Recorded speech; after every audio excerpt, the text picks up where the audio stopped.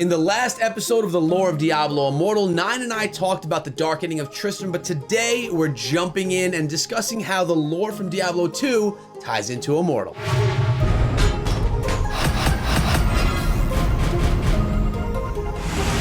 What is up, my friends? My name is ECHO, and we're back on the channel talking more lore, and again with me today I have Nein. How you doing, brother? I'm doing good as always, and yourself, sir? I am also doing well, excited to jump deeper into the lore of Diablo 2 today. So I'm ready to give it to you in 1 second. Before I do, I'm going to remind everyone to make sure you sub the channel and ring the bell for Diablo Immortal content, often, regular, and as soon as the game comes out, guys, we'll be on it daily. Nein, we got his details below as well. Let's get started with your story. All right, so we left off at the end of Diablo 1, where the Aiden, the hero of the first game, goes through and plunges Diablo's soulstone into his forehead. Because, of course, doesn't quite go as planned for him. And, as he goes through and pulls himself out of more or less the depths of hell and finds his way back into Tristram, he's very distraught. The soul of Diablo is a lot more powerful and is, kind of like raging at his psyche a lot more than he was expecting it to be. And so he seeks the counsel of the elder of the village, Deckard Cain, who's actually the descendant of one of the original Herodrum that fought and defeated the three primevals. Deckard Cain, kind of sees that there's something off, something troubling him, but he won't go into too many details. Aiden then goes to the another villager, Adria, who's the local witch, that kind of like lives outside of town, and seeks counsel from her. And they kind of hit it off a little bit differently. And Aiden doesn't realize it at the time, but ends up fathering a child in that event, while inhabited by the soul of Diablo. We don't know how much that will actually end up playing into Immortal, but the child of Aiden ends up being a very important character later on in the series, as it ends up being the character of Leah, who carries on Diablo's essence. Shortly after these events, he just disappears from the town, and Tristram is befallen by another siege of demons, this time far worse than what they were going through during the darkening of Tristram itself. And the town is razed, the villagers are all slaughtered, and those that aren't, such as Cain himself, are then just jailed and left out to die. Aiden begins to start wandering, towards the east, and he comes across like a little tavern inn where he meets another traveler by the name of Marius. Now, Aiden at this time is pretty much already gone, as Diablo continues to wear down, what's left of his soul. Aiden is doing everything that he can, kind of like a ghost in his own shell, trying to contain Diablo's power. Because just by going through and merely existing, demons are summoned forth around him by just the sheer might of Diablo's will, and Aiden is doing everything in his power to stop that. While in this inn, such an incident happens, and it is a very famous opening sequence to Diablo 2, where all of these demons and undead are raised and go through and kill everybody in the end, until Aiden is actually able to reassert control and kind of bring everything back together.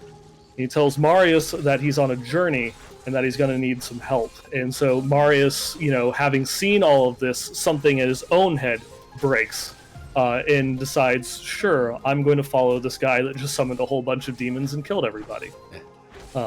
It's at this time that a group of heroes go through and descend on in the similar area to that are traveling in the wake of Aiden, as he's now known as the Dark Wanderer, as what is left of his being is slowly eroded.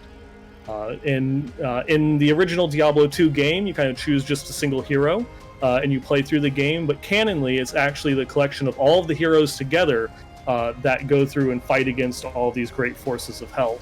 And so when I refer to as the heroes, just know that it's everybody. The necromancer, the barbarian, the assassin, the druid, the paladin, and the sorceress. They're all there together going through and fighting against all of these evils. As they go through and travel in this area, it's known as the Tamoi Highlands. It's one of the few passages that goes from the land of Kundurus, where Tristram is, over into the Aranok Desert, which then eventually leads back to the city of Kurost, which is where Mephisto is. During this whole time that Diablo is going and possessing the souls of all of these people and trying to bring his own power into it, Mephisto has already broken free and has fully manifested his physical form into the real world. Now he's completely taken over, the Zakarum that were once, holding him prisoner, and he's enacting a ritual in order to go and open a portal to hell, because they have this big master plan that's slowly now going through and starting to take shape. But the heroes back, following in the wake of the Dark Wanderer, end up having to go through and fight against a whole, bands of demons and such that have been summoned in his wake. And they find that in order to go through and truly realize what it is that they're dealing with, they need to go and find Deckard Cain. That, he seems to be a very important figure in all of this, and only he knows what's actually truly going on and the extent of it because of his heritage, from the Haradrim. So you go and you enact a ritual so that way you can teleport back to Tristram. You find him, jailed. You have to defeat some of the cursed villagers that have been resurrected or possessed by demons in order to free him. And he agrees to go and help you in your journey in order to find the Dark Wanderer and hopefully put an end to Diablo's evil. While you're going and making your own way in his wake, you end up going through the Rogues Monastery, which is, again, that's the path through the mountains, and you end up having to go and fight, now one of the other lesser evils, Andariel, has manifested in the world and is trying to prevent you from stopping Diablo. Now, the lesser evils have kind of realized that, oh crap, we screwed up. Andariel and Duriel, the twins, they break from Belial and Asmodan, and they see that the primevals are now beginning to manifest their powers. And with Mephisto going and opening up a gate to hell, they know that, it's going to be a reckoning when they come back. And so we want to be on the right side, and it's better to, kind of beg for forgiveness. So Andariel, comes to his aid in order to go through and try and stop the people that are hunting him in the mountains, though she is defeated, by our intrepid heroes. And you end up going through and traveling through the Aranok Desert to the town of Lut Ghilain, where you found that the Dark Wanderer has gone through in search of Talrash's tomb. Now, the Dark Wanderer himself, while he's going through and talking to Marius, speaks of going through and searching for his brother.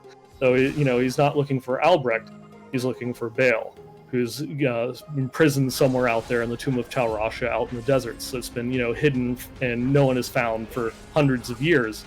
But because of their connection, Diablo can sense him and knows exactly where he's at. Now, with Deckard Cain going through and sharing the knowledge that Baal is out there and is more than likely what Diablo's endgame is, our heroes are forced to, in order to go through and fight their way through, the dangerous crypts, layers of beasts and things of that nature to try and discern or find the location. Where is Talrash's tomb? No one's written down anything of where it might exist or where it might be, but Deckard has an idea that it might be recorded somewhere in the Arcane Sanctuary, which was the kind of like a little pocket dimension that was created by a very powerful mage known as Horizon, which I should also note, these little pocket dimensions seem to be a very big trope with Diablo wizards, because we're actually going to be visiting some of those in Immortal itself. Maybe not specifically the Arcane Sanctuary, but some other like little libraries and vaults contained by some other powerful wizards such as Zoltan Pool. But when we go through this area, we find Horizon's journals and all of his texts that actually do record the encapturing of Baal and his imprisonment in the tomb of Talrasha. While we're going through and doing this, Diablo's already made a beeline straight, for the tomb, and within there finds Baal. And as he goes to free him, he's stopped. Because during this whole time, the angels themselves, haven't just been sitting by idly. Tyrael has been watching this with great intent. Now, Tyrael knows that, if Heaven gets involved, or if Heaven finds out that the primevals have been on Sanctuary this whole time, that could mean the end of humanity as they bring the eternal conflict, onto our world. And so he decides that, things have gotten out of control. Things are a little bit too crazy right now, and he risks kind of tipping off the angels and letting everything get unsettled by he can't let the primevals get free. And Tyrael himself decides to come down from heaven in order to try and stop them. Now, even though Diablo is more or less in full control of Aiden, and he's lost what little is left of his humanity, Aiden is still going through and trying to fight back. Diablo is not at his full strength, and he's not quite of a match for Tyrael. But this is where their plan begins to go and take shape. Marius's kind of true intention of why he was brought along for this trip is revealed, where Diablo is just acting and using his body as a diversion to keep Tyrael's attention away from Baal himself, who is imprisoned within the body of Talrasha in the center of the tomb. Marius is tricked by Baal into going through and pulling Baal's soul stone out of Talrasha's chest, ending the ritual, freeing him. Seeing this and realizing that he's been tricked, Tyrael, again with one of those kind of like little hand-wavy moments, stops time, chastises Marius for the deed that he's done, and says that there's only one thing that can be done now, and you have to take that soul stone back to hell, the only place that it can be destroyed. I don't know how you're going to do it. Mephisto is opening up a portal, so you need to go and get over to Kurast in order to get this thing done, but you have to find the courage to do it.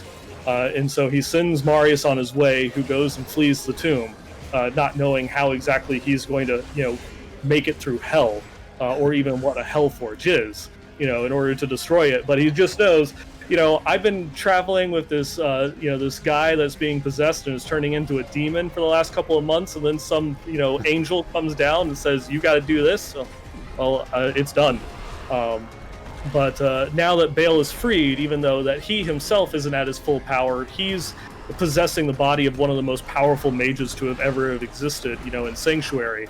And him combined with Diablo are able to overpower and defeat Tyrael, and then go and make their way to meet up with Mephisto. Our heroes, unfortunately lagging behind, end up going through the Tomb of Talrasha and are then met by the other of the lesser evils, Duriel.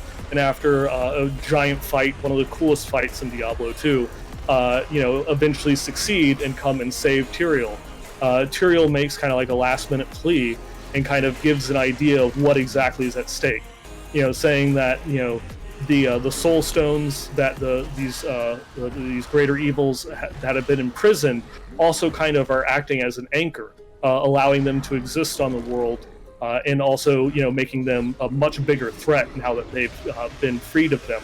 But they're also their weakness. If you destroy the soul stone, you destroy them. And so Tyrael charges the heroes with going through trying to defeat the evils, taking their soul stones and destroying them in order to try and defeat them for good.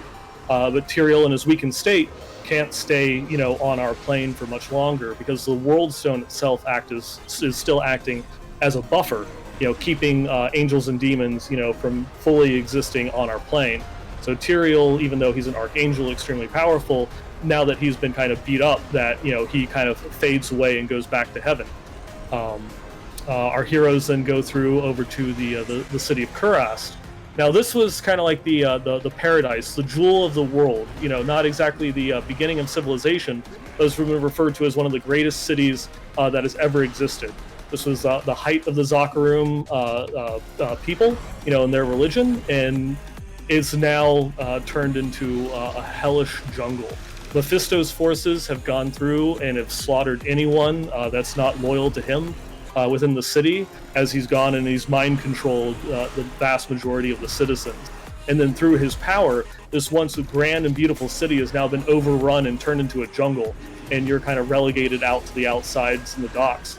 As you try to travel and fight your way through, what was once city streets have now become, swamps and lagoons and things of that because of Mephisto's power. And here you begin to go through and learn the tale of what happened in Kurast. Deckard Cain, as well as some of the locals that managed to survive, tell you that the High Council, the leader of the Zakarum, they were all corrupted by Mephisto, except for one that tried to speak out against it. But he was so pure of heart that not even Mephisto could corrupt him, so they killed him. They ripped him apart, and so that way, he would never act as a threat ever again. But even his organs were just such powerful pieces, of forces of good, that they still exist, and they were still a weakness to Mephisto. because he had locked down after Baal in Diablo had gotten there into the temple.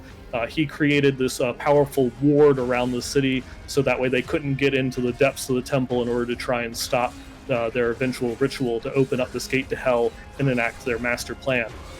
You collect all these, you collect all these organs in order to go through and complete a ritual to turn them into a weapon to break through Mephisto's enchantment and fight your way down through all of Mephisto's minions. And it ends in kind of like an epic battle there. The depths of this once holy temple has now been used as an area of mass sacrifice, where you go and you defeat Mephisto, but you learn too late that you weren't in time. The heroes, even though they were able to defeat Mephisto and take his soul stone, one of the three has now been defeated.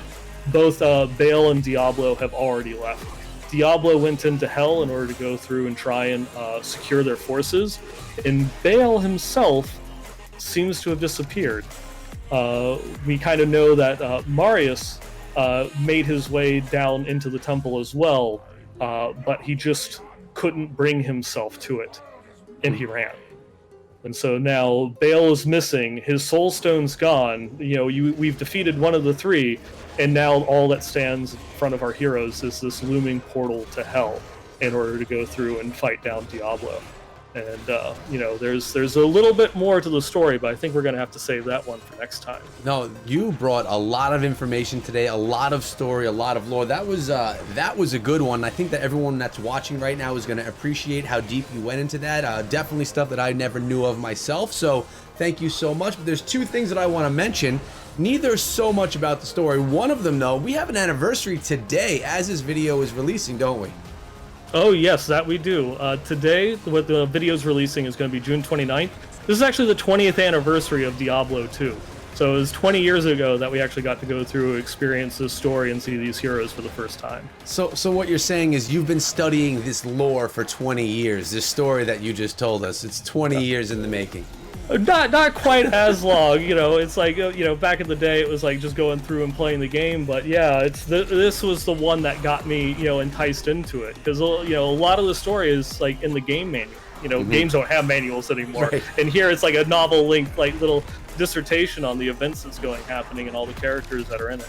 Yeah, that's really cool. And now I also knew that you mentioned the druid. Now, bringing that into Diablo Immortal, because I've seen so many people in the comment section ask about this, do you think the druid is ever going to be brought to Diablo Immortal? Do you think that's going to be a playable hero, or do you think that's going to be... And this is obviously just a prediction from you. This one, I think I'm pretty sure in this, because from the topics that the developers have gone and talked about, I think they actually were asked in one of the panels, are you going to do the druid? Mm-hmm. The response from the developers was, well, do you want the druid? Because if you do, sure. It was like, it's the idea that they have behind Immortal is that anything and everything that's ever existed in the world of Diablo, they have the ability to put it into the game. Right. All they need to know is if you want it. So if people want the druid, they'll put in the druid. If people want the assassin, or they want the Return of the Witch Doctor from Diablo 3, or even the rogues from Diablo 1, that if there's the call for it, they're going to be happy to go through and oblige. And that's a perfect response from a developer, right? Caring about what the community wants to see. I mean, that's awesome. Really great to hear. So there's the answer to everyone that's been asking in the comments so much. Maybe we'll see it. If we put out enough, good wishes for it, maybe it will come our way. But Nein, thank you for the story, my friend. Why don't you tell everyone where they can find you? And I will remind everyone that everything he's about to talk about is in the description of this video, so make sure you go check him out. Yeah, you can follow me on Twitter. I'm at twitter.com/@9ballgamer. That's the German 9. And then you can also follow me. I stream occasionally here, at twitch.tv/9ball. And then you can also follow my show. Just do a Google search for West March Workshop, or check out, blizzpro.com in order to find links for there. I'm in iTunes, Spotify, the Google Play Store, all of that, in order to go through and find the podcast. Nein is everywhere. If you're searching for Diablo, you could find him. If not, the links are, like I said, down below. Also, make sure you come through my Discord server. Nein is in there, and we have a lore section where people always tend to bring him more questions after an episode comes through, and he definitely gives you the answers you're looking for. So join up in the Discord server. We're creating a great community there for Diablo Immortal, and really the whole world of Diablo. So Nein, thanks for coming down again for episode 5. All right, yeah, thanks for having me. Looking forward to the next one. My pleasure, my friend. I'm looking forward to it as well. And guys, if you haven't checked out the whole series, make sure you go check it out. I'll put it right up there on the screen for you. And remember, subscribe, because Diablo Immortal is where it's going to be at. Thanks for watching. Hope you enjoyed. And be good.